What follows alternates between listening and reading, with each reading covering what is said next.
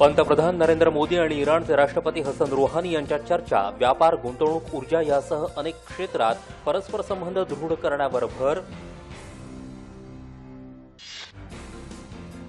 संपूर्ण स्वदेशी बनावटीचं भारतीय प्रक्षेपण यान RLVचं यशस्वी प्रक्षेपण.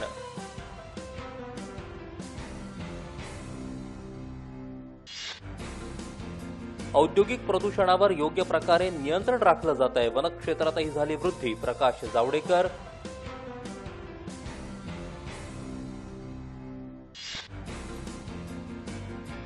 हरित निकषांचं पालन न करणाऱ्यांसाठी शिक्षेची तरतूद असणारं विधेयक मंत्रिमंडळासमोर लवकरच मांडणार. प्रकाश जावडेकर यांची माहिती.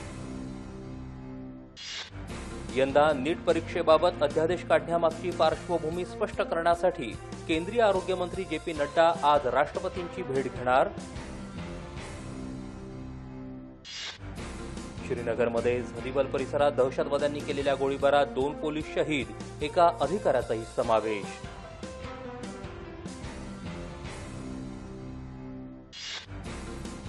तामिळनाडूच्या मुख्यमंत्रीपदाची जयललिता यांनी घेतली शपथ.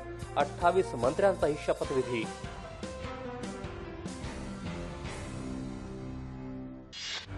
दूध भेसळ ओळखण्यासाठी विशेष परीक्षण पट्टी अर्थात मिल्क स्ट्रीप विकसित. गिरीश बापट यांची माहिती.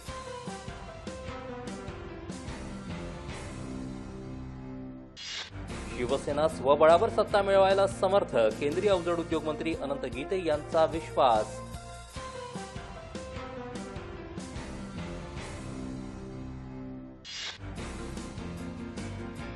- 2019 सालापर्यंत देशभरात 24 तास वीज पुरवठा करण्यासाठीची योजना तयार.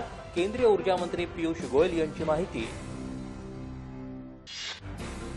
जलयुक्त शिवार योजनेतलं पाणी आणि 14व्या वित्त आयोगाच्या माध्यमातून ग्रामपंचायतींना मिळणाऱ्या थेट निधीचं योग्य प्रकारे नियोजन व्हावं, ग्रामविकास मंत्री पंकजा मुंडे यांची अपेक्षा.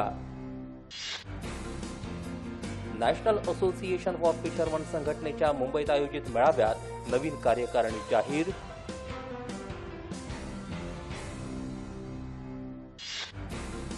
महाराष्ट्र राज्य मराठी पत्रकार परिषदेतर्फे नंदुरबारमध्ये विभागीय पत्रकारांच्या खुल्या अधिवेशनाचं आयोजन.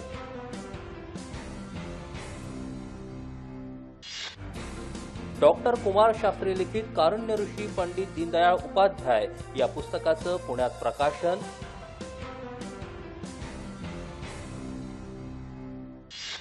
भारतीय पोलीस सेवेतल्या माजी अधिकारी किरण बेदी यांची पुदुच्चेरीच्या नायब राज्यपालपदी निवड.